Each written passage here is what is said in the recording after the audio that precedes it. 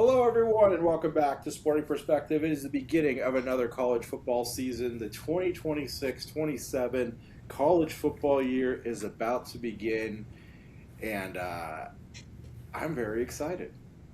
If we learned something from last year with Indiana winning it all, anyone can win it, which is a great feeling for all these teams. And we got a lot of superstars in college football right now.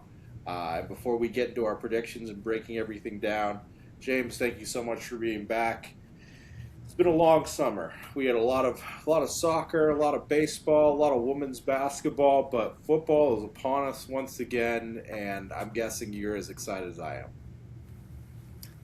Yeah, it's always that funny feeling because it seems like it's forever from the college football playoffs and even the Super Bowl. And yeah, you get excited for the NFL draft. College, there's not much really going on. I guess, well, now I guess you have the transfer portal. That's its own kind of free agency, depending on the school you follow or if you're just an overall college football fan watching big names go different places. But yeah, it's fun. It also kind of maybe not in Arizona, but kind of starts sprinkling in the aspect of falls right around the corner too. Yeah, which is always a good thing. We've had a hot summer out here. Actually, most of the country has. So the cool weather will be really, really nice. I will ask you this because this is just my feeling on it. I feel like there's a lot of buzz around college football because there's so many big name guys coming back. I can't remember a season in my recent memory where we've had so many different, let's just go quarterbacks that we're already talking about being NFL prospects, Heisman candidates. I'm excited to see the second year, I guess, of Arch Manning, Dante Moore. We had guys that really didn't play well, and they're kind of getting their second chance either at their original home or somewhere else with like Sellers at South Carolina or DJ Lagway going from Florida to Baylor. Sam Levitt going from ASU to LSU. Like, it's going to be interesting to see. And do you think that brings a little bit level of excitement to the game where we have so many known guys already? I think so. I mean, the one difference to me between college football and college basketball is college basketball, if you're a good freshman, you're probably out the door and not coming back. Football, you have to stay. You have to be, what is it, 21 years old or a minimum of like 2 years. You have to be a junior, I think, when you can go. So star power. I mean, we've seen a lot of freshmen. Obviously the big one that jumps off the bat is Jeremiah Smith. Just took off his freshman year, so he's now entering I guess his third year with Ohio State. Hmm. And it seems like he's been there forever Yeah. because college football is fun. We get to see these guys stick around, whether it's with the same team or they transfer somewhere else, um, for multiple years at a minimum. College basketball, we don't really see that too often, big name wise. And then obviously with the addition of the NIL and transfer portal, you have guys like Darian Mensah dominating at Duke, and then having a controversial transfer to Miami, and guys like you mentioned Sam Levitt. I'm not going to go into it again, but yeah, I mean tons of quarterbacks moving all around. Um, yeah, it does feel a little different than years past in terms of star power. I will say that. Yeah.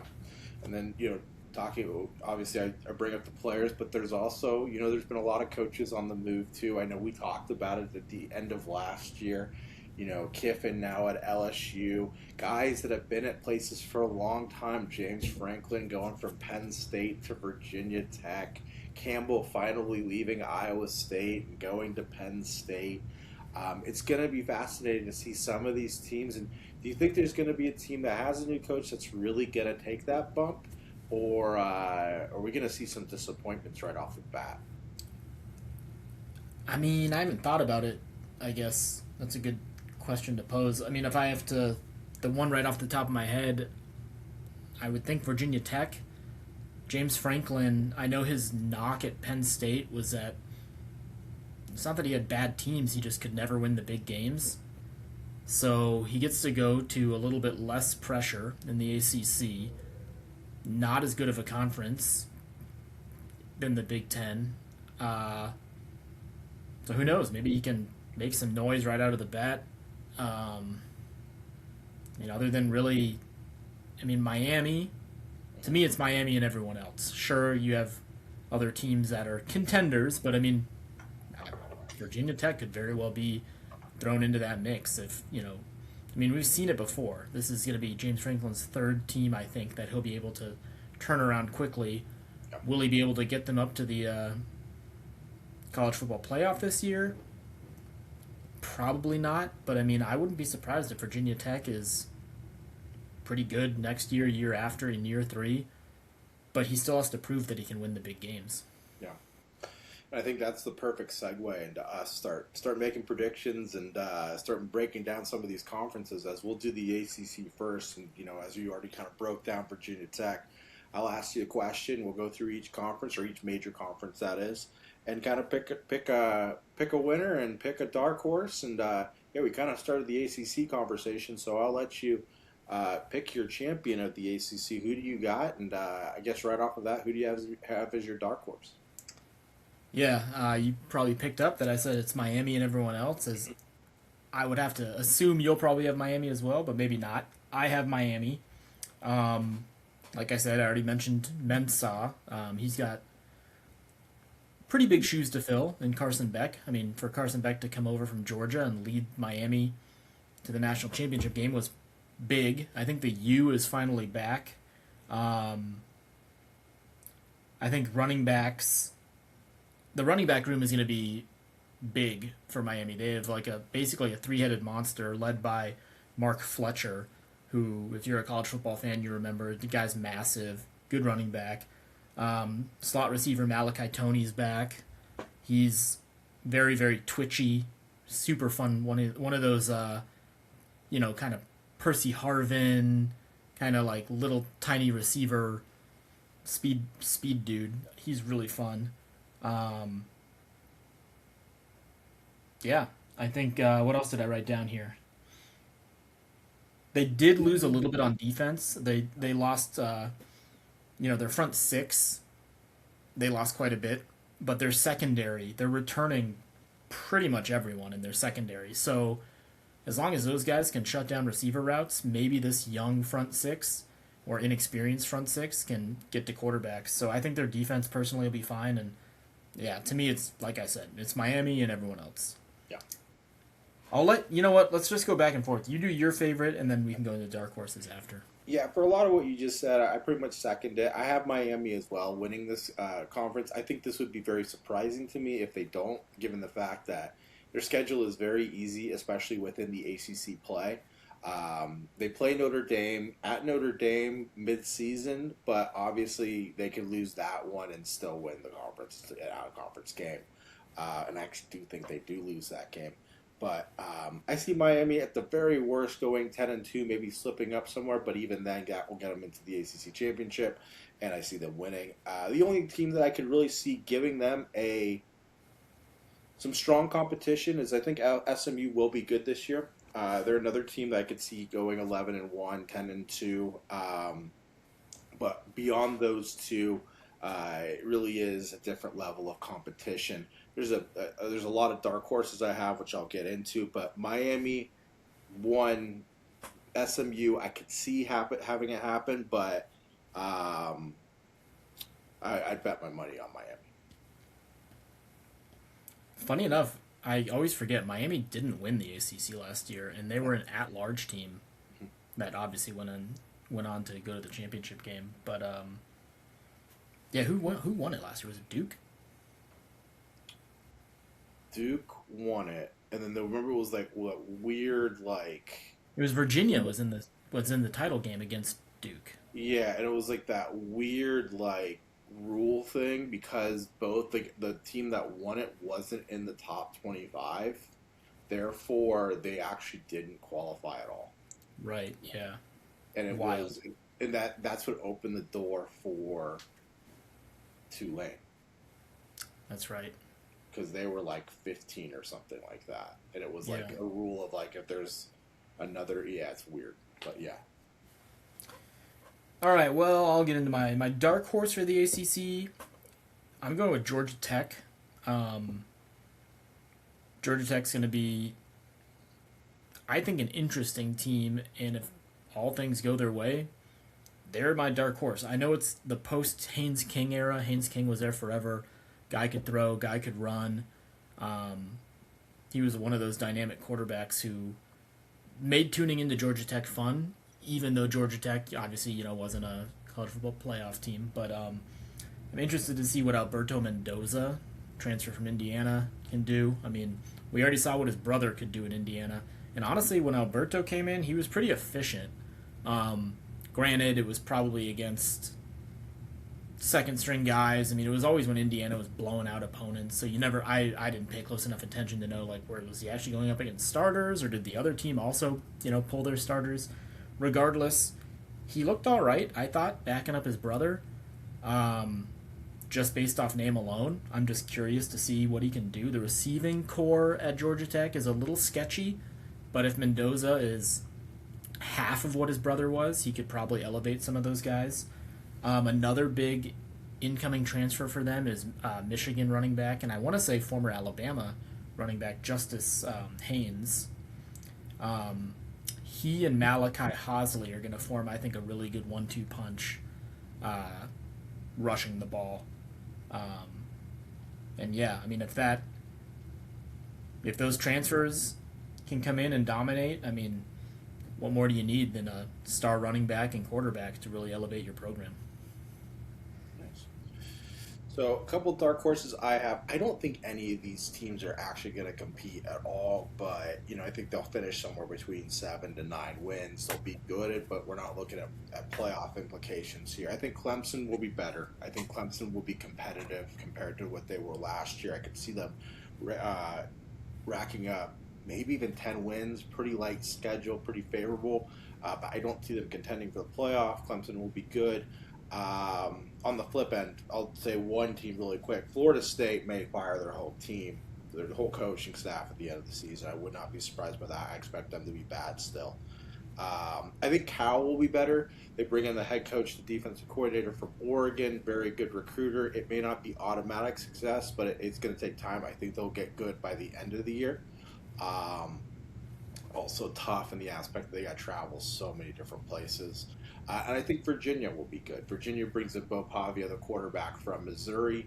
He was the backup of Drew Aller at Penn State. He's had a lot of time in college football and a good opportunity at Virginia. And I know we kind of already mentioned it before. Virginia Tech, I think, will be competitive. I think, you're going to look at a 7-8 win team that doesn't have a lot of expectations. James Franklin brings over quite a few guys from Penn State. So it is going to look like a brand new Virginia Tech team. And it may not look pretty, but I expect them to get 7 or 8 wins this year. None of those teams will compete for a playoff spot, but I expect them to be better and expect them to be at least competitive against the Miamis, the SMUs of this conference. I had to look up at first. You said Pavia, but I was like, wait, is that Diego's brother? Then you said Missouri Court. So Oh no, it's Pribula. Pribula. Yeah, thank you. Yeah, wrong guy. Yeah, sorry, wrong name. Well, you said that, and I was just like, wait, does he have a brother? That I have no idea. Yeah, I just said the wrong guy. Wrong guy. No, you're good. I just was like, wait, does Diego Pavia have a brother? Yeah. Yeah, I just said the name wrong by accident. All right, well, let's jump over to the Big Ten. The Big Ten has produced the last 3 national champions: Michigan, Ohio State, and Indiana last year. Should be interesting to see if that continues. James, I'll pass it over to you. I believe this is the deepest conference in college football. Who do you have winning it? This was tough for me. I really wanted to go Oregon, but I'm going Ohio State. I know it's the easy pick, I guess, to say, just because of name pedigree. But I think Julian Sayin is the best quarterback in the country. I think Jeremiah Smith is the best receiver in the country. I think their defense regresses a little bit, but with the regression of the defense, I think the offense just gets even better and the training wheels get let off. Because honestly, they didn't let Julian Sayin as a freshman like air it out all the time. They kept it pretty easy for him, at least from what I watched and what I've read about. I read about it, and then I remember watching Ohio State games, and I'm like, wait, yeah, he had a lot of like easy reads and easy concepts to figure out. But now as a sophomore and a future potential number one pick in the draft, I mean, it's time to prove why you're going to be a number one pick in the draft, why you're going to be an NFL quarterback. Um, One last guy I'll mention, just because it's obviously a fun name for sports fans out there. I think running back Bo Jackson will be solid. I mean, it's Ohio State. They produce every year. Their fan base obviously has them at a higher pedigree than, you know, us fans of college football and non-Ohio State fans. I mean, you win a national championship but lose to Michigan, and you're on the hot seat, and it's like, whoa, like that, what? So, I really wanted to go Oregon, but I think I'm just going to go Ohio State. Really, just because of Sayin and Smith. I think they're the best 1-2 quarterback receiver combo in college football. So, like you, I added another team. I think it could be any one of three of Ohio State, Oregon, and Indiana. It wouldn't surprise me any one of those three winning the Big Ten. Just to be different, I'll say Oregon. They bring back Dante Moore. They bring in a hell of a wide receiver core. Probably one of the best defenses in the country. This is compared to last year, this is an old team now, kind of built like that Indiana team last year. The only thing that can really stop this team is injury. They should be in rhythm right off the go, and this is going to be a really tough out. The only thing that's tough about Oregon is they have to go to Ohio State, they have to go to USC, they play Michigan, so there's some hard games in there. Washington to end the season, they start with Boise State, so they play a pretty tough schedule. But the funny thing about it is, I have Ohio State, Oregon, Indiana, and I actually have USC all making the playoff. So I think it's really just a seeding thing more than anything else. But we could very well see throughout most of the year, those four teams in particular are just bouncing around the top 12 all year, and it wouldn't surprise me. So I think at least three of those top three could be easily top five most of the year. I think it just matters who's playing the best at that point at the end of the year once it comes to the Big Ten championship, because the margin difference here is not much in my opinion. Indiana's interesting to me just because obviously coming off a national championship and having new quarterback, new running back, new receivers.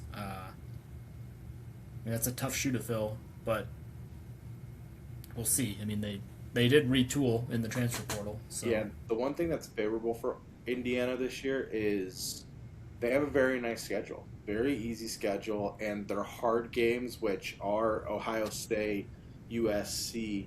I think those are the two hardest games. They both get them at home. Oh, okay. So, yeah, that helps. That does help. So my dark horse for the Big Ten, I'm going USC, and I know they're not like super low, kind of like a Georgia Tech or other teams I have with the future Big 12 and SEC. But to me, if USC can win the Big Ten, I think that'd be massive. I think their defense needs to be elite for that to happen, which they have the potential to be. They do have a new dude. They got Gary Patterson is going to be their defensive coordinator.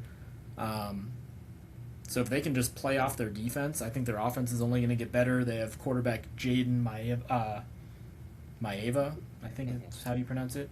He's coming off a good year. I think he gets better. He was actually, I can't remember what stat I saw. It was either like QBR or completion percentage or something like that. He was Mendoza and then Maeva.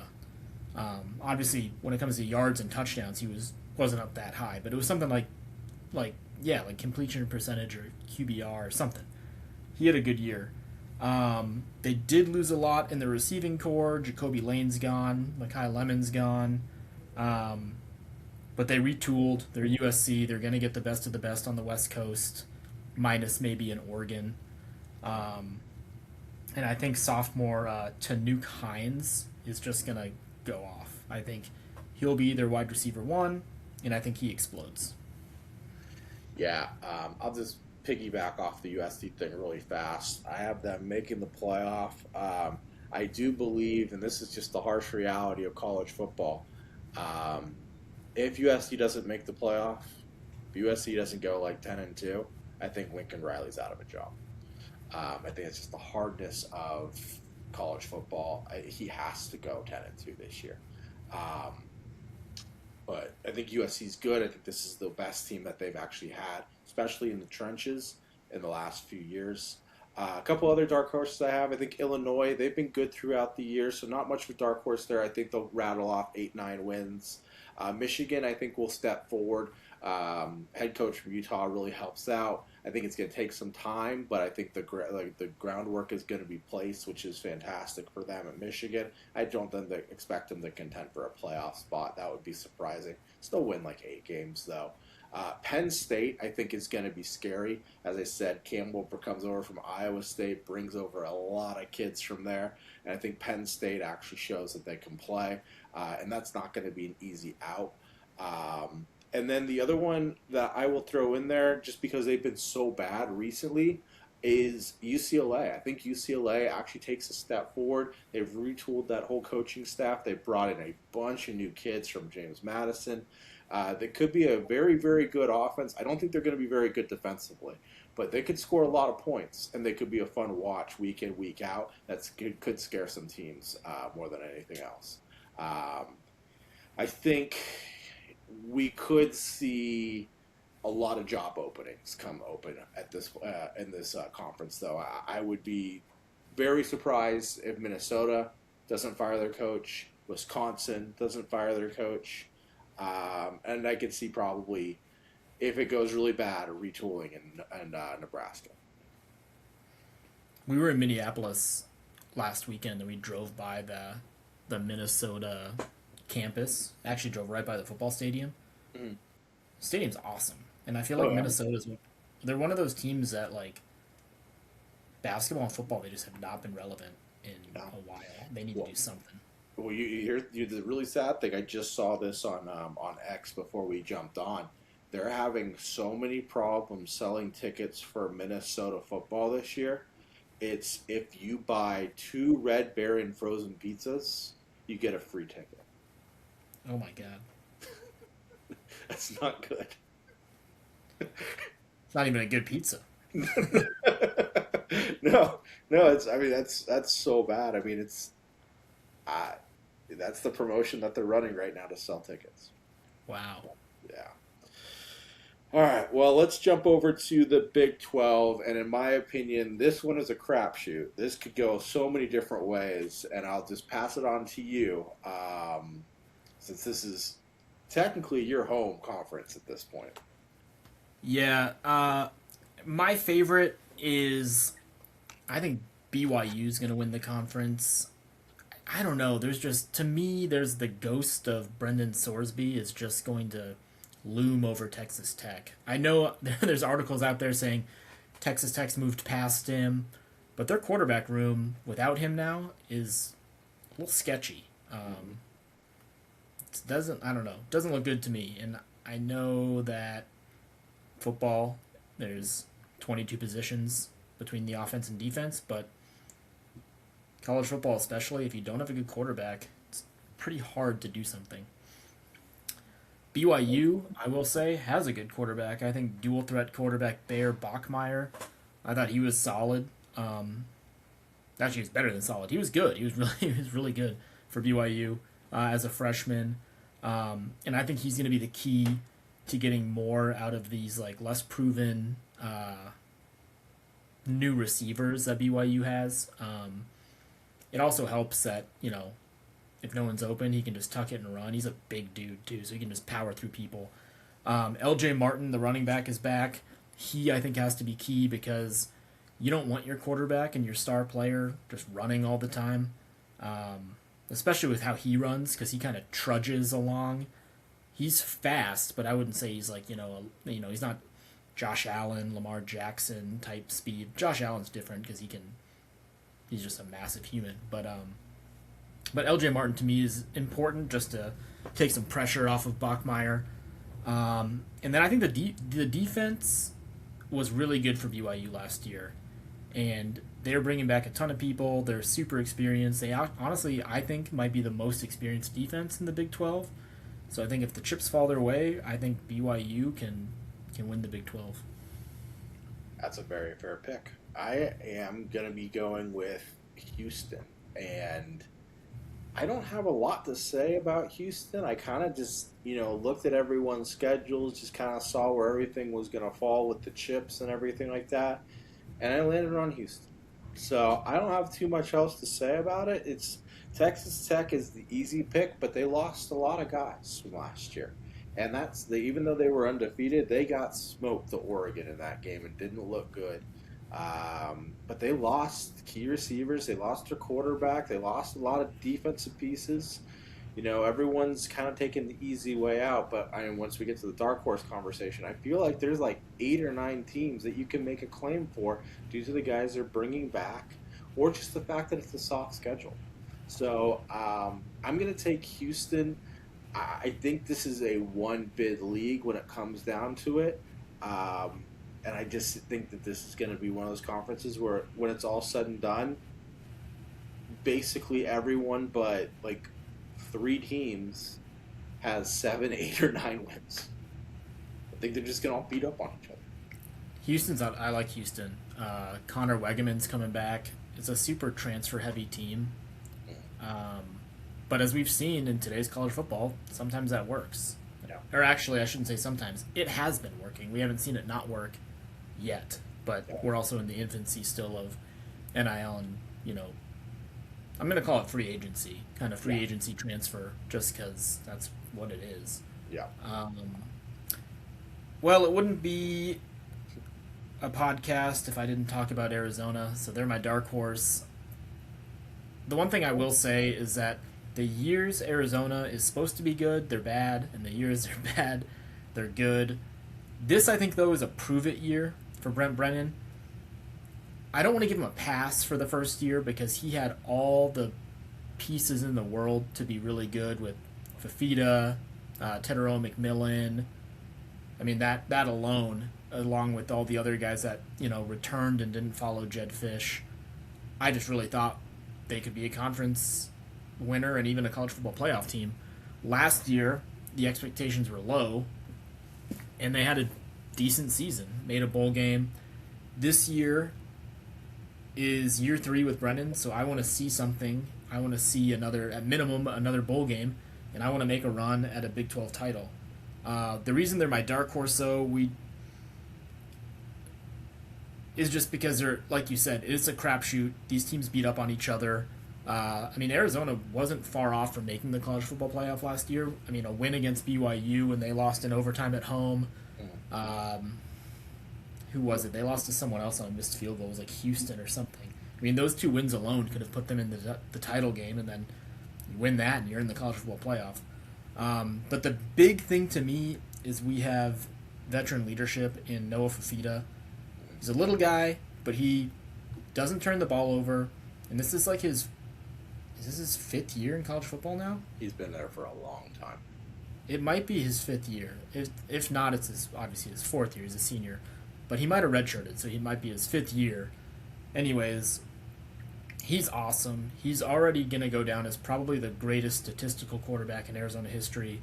The defense looks to be retooled. They're actually bringing back a decent amount of guys. Danny Gonzalez, great defensive coordinator. But like we said, beating up on each other is something that is realistic. Arizona does have a tough schedule, but if they can stack wins, I think they can be there in the end. Yeah, so, dark horse-wise, as I said, I see a lot of teams being very competitive in this conference. ASU, U of A, BYU, Baylor, Kansas State will be in there, TCU will be in there, UCF and Utah, I think, are all going to be competitive, kind of in that second group behind I take Houston to win it. I'll give Texas Tech the second nod. I don't think there's a big gap between those two in the next group. I can almost put them all together in a group of 8. Couple teams I kind of want to just shout out because they haven't been great recently, but I think they do take a step forward. I think Baylor is going to be better. I think DJ Lagway kind of turns into the guy that they thought that was going to be at Florida. I think the expectations were just ridiculous. Gets to be a little bit more mellow now at Baylor, kind of let things come to him. I think Colorado is actually going to be more competitive. I think the limelight has kind of dimmed down a little bit, which maybe the noise just needed to dim down a little bit. I'm not going to say they're going to contend because I don't think they will, but I think we're going to look at like a 7-win team there.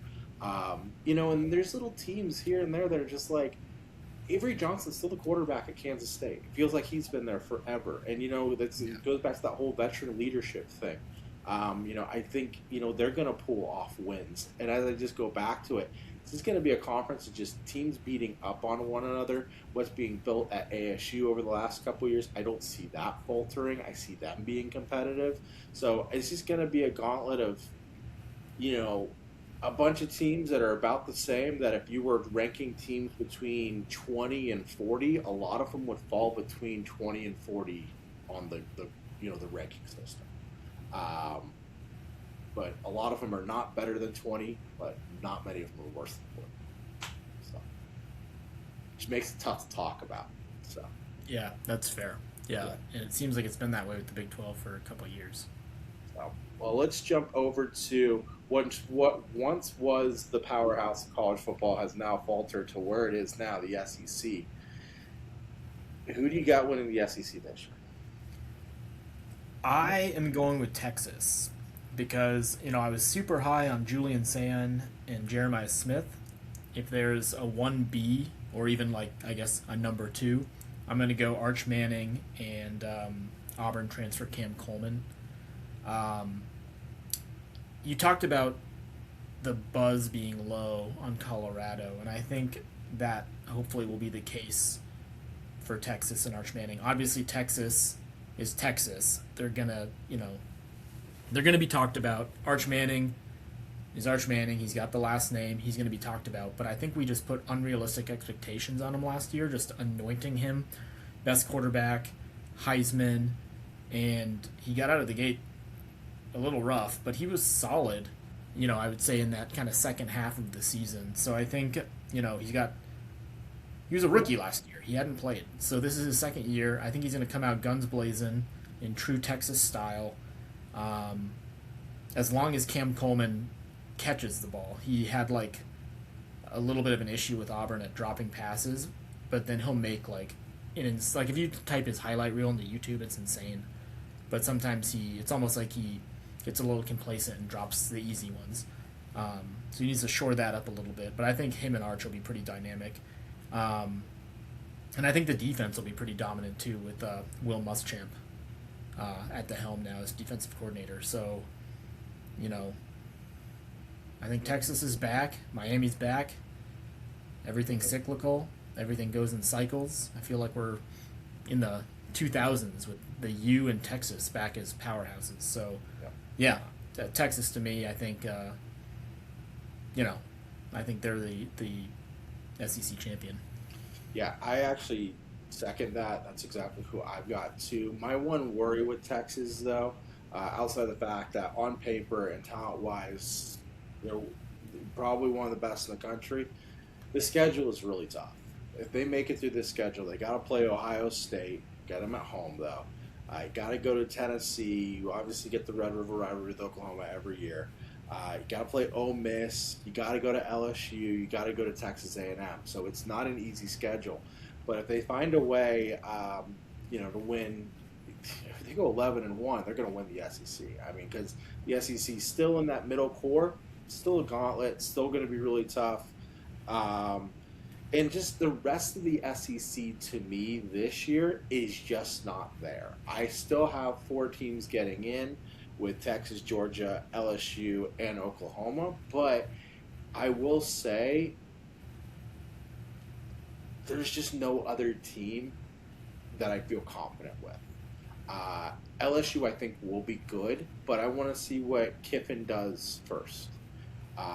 I think Ole Miss, I think Texas A&M, I think Bama all take steps backwards.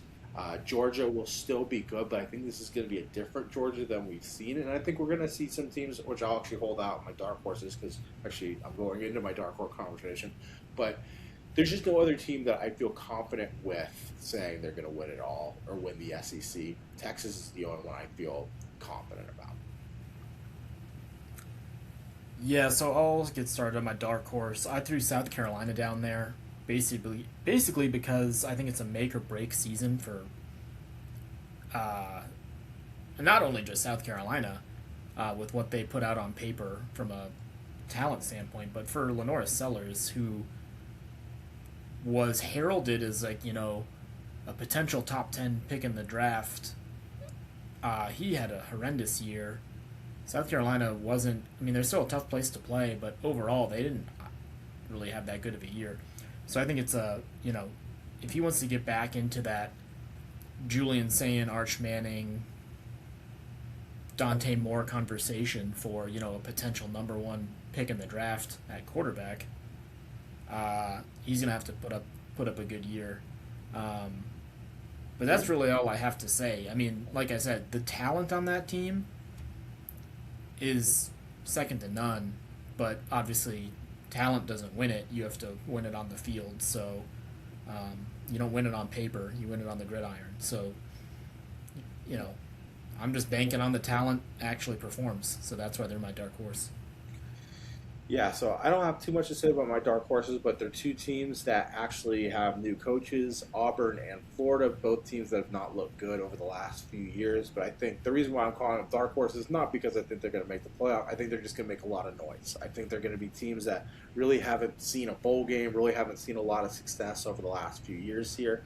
And I see them pulling off some upsets and destroying some seasons um, throughout the year. I think as I kind of was alluding to, I think we're going to see more teams take a step backwards in this conference than take a step forward. The biggest few, Alabama, I just don't know if they're going to be as dominant as they've been. I wouldn't be surprised if we're looking at an 8-win Alabama team. I don't have a lot of confidence in Tennessee this year. Texas A&M, kind of back and forth on them. And I think some teams that have had some good years over the last few years, I think really take a step back in Vanderbilt and Missouri. So I think that's kind of like the situation. And I think the biggest mystery is going to be how good is LSU? I could see a reality where LSU wins the SEC. I can see a reality where LSU goes 7-5. Yeah, I want to see how good Sam Levitt really is. Yeah, We might actually get a really good Sam Levitt because the last couple quarterbacks who've gone from ASU to LSU, well, I guess just one, had a yeah, pretty good year. yeah. He won the Heisman. That's pretty good. So, all right. Well, let's take the rest of the group of five, including Notre Dame, and let's just kind of group it all together. You got the Sun Belt, you got the Independents. Pac-12 is now back again. Hooray for that! Much different looking way. Mountain West looks completely different. Mountain West is not the Mountain West. Northern Illinois is not Mountain West. Mid America, Conference USA, and then you got the American Conference, all bidding for that elusive last playoff spot. Outside of Notre Dame, I guess we'll both mention Notre Dame, but outside Yeah. of Notre Dame, who is a team that you would spotlight out of this group of five? Yeah. Do you want to talk Notre Dame for a sec, or just Yeah, we'll do Notre Dame first. Yeah, go Notre okay? Dame, and then yeah. The one thing I'll say about Notre Dame, the only thing I'm going to say, obviously, it's always good to have a returning quarterback. C.J. Carr, good quarterback, returning quarterback. They lost a lot in their running back room, so that'll be fun to see who steps up out of that to be the starter and they're kind of their best rusher. The receiving core took a little bit of a hit, but I'm sure they'll be fine. The big thing for me is Notre Dame's defense looks like it might be the best they've ever had in Yeah. quite some time. So I think they're going to be just fine. And yeah, it's funny that we have to include them technically in the best of the rest group of six. But I mean, minus like I don't know. If they lose 3 games, they probably won't get in. They have to probably go 11-1 or 10-2. Is it Yeah, 12 games? How many? I don't even. How many games? they had 12 games, and I was actually going to mention it. Usually, Notre Dame's got somewhat of a gauntlet to go through. This is probably the easiest Notre Dame schedule we've ever seen. Their 3 hardest games are at BYU, that could be challenging. They play Miami, but they get them at home, and then they play SMU at home. The rest of their schedule is awful. I'll just go through it. Wisconsin, who coach is already on the hot seat. Rice, terrible. Michigan State, terrible. Purdue, they won 2 games last year. North Carolina may not have a coach at that point. Stanford, terrible. Okay, Navy's not bad. Boston College, terrible. Syracuse, terrible. No, we saw them lose to Northern Illinois, so you never know. But yeah, Yeah. I mean, you would think that, and you'll assume that they win one, if not 2, of those 3 tough games. So It would be shocking if they go 10-2. It'll be shocking, and that would still be good enough for them to get it. right. As for another team, I guess I'll talk Boise State. To me, they're the heavy favorites in their conference. They're Pac-12 now, right? Yeah, we Pac-12. just talked about this. They're Pac-12. I think they're the heavy favorites. When you have a returning running back and a returning quarterback, to me, that's a big deal. What is his name? I'm blanking. I can picture him. Is it Maddox? Oh, yeah, Maddox, yeah. I forgot his first name, but yeah, last name's right. Maddox Madsen. Okay, His yeah. last name's Madsen. Yeah, Maddox Madsen, and then the running back, Dylan Riley. Um, to me, they're almost like the Gonzaga of college football. I just feel like year in and year out, they're always good. Like, and they play on a blue turf, which is fun. But I think if there is going to be another team, if we're going to include Notre Dame in this, I think Boise State will get into the playoff. Yeah. So pretty much everything you said about Notre Dame at second, same thing. Great defense. I said the easy schedule, all that stuff. They're going to get in. If they don't get in, shocking. The season just completely went to hell. Like, they're a very good team, very deep, could very well make the national championship, but would not be surprised. So we'll push that to a side. I agree with you on Boise State. I think Boise State going into the season is probably your favorite to be that group of 5 champion. Some other teams that I'd like to spotlight, I think UNLV will still be very good in the Mountain West. I think Memphis, another team, will be really good. UNLV and Memphis actually play very early in the season, so that could be a very early indicator of who's got the crown on those two. Outside of those 3, I don't have a crazy one. I know we always kind of get through the first month and a team evolves, and it's like, oh, that's a team to really keep an eye on that no one really was paying attention to. But those are the 3 off the top. Fun storyline that will be interesting to see how it unfolds. They're not eligible for a bowl game or anything like that, but North Dakota State is now in D1. It's going to be fascinating to see how that transfers over and if they can continue their dominance in the Mountain West and rally off. They're not going to go undefeated like they always did, but it'll be interesting to see if they are able to win 8-9 games now that they're in D1. Yeah, and potentially position themselves for the following year, maybe Yeah. making a run at the playoffs. Yeah, so that's just more of a fun storyline to kind of keep an eye on. But yeah, at this point, I was reading some things. There's some weird articles that like Jacksonville State. We'll see. I don't know anything about them, but I read them kind of pop up from time to time. Uh, yeah, I don't think I have too much else outside of those. So Yeah, and we can get back to doing. I figure we have a sprinkling of games this upcoming weekend, but none that really stand out personally. So we can worry about the top 5 games to watch and cover. yep, Unfortunately, I decided not to purchase the new college football video game, so it'll just be you and I's picks. that's fine. I don't really feel like throwing $60 towards a game that I'm not going to play, having a kid, and then just really using it to make predictions. We could ask ChatGPT. There we go. Yeah. Yeah, we could ask. Yeah, ChatGPT, Claude, Gemini, whatever. Yeah, whatever. So, that works. We'll figure it all out. But I guess after that, that pretty much wraps it up. I don't think there's anything else. Oh, actually, you know what? I totally blanked on. Most important thing. Who do you got as a national championship? Yeah, that's important. Yeah, I guess what? Yeah, ended on that. Yeah. I'm going Texas. Okay. Who they've beaten? They're beating Oregon. Okay. I got Oregon over Notre Dame. So straightforward. Yeah, good thing we caught that. I mean, that's... Yeah, that would have been a bad omission. That's the most important thing. So, but I guess do you want to throw a Heisman out there for kicks? I'll just go full Texas. I'm going Arch Manning. Okay. I'll go Dante Moore. Fair.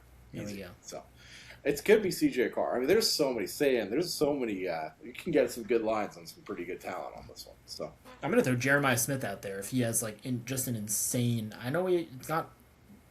Well, he'd be, I guess, the first receiver since Devontae Smith. Yeah. Smith. Yeah. But you have to have a really good season as a wide receiver to even just get thought of. So you really do. But he can do it. Yep.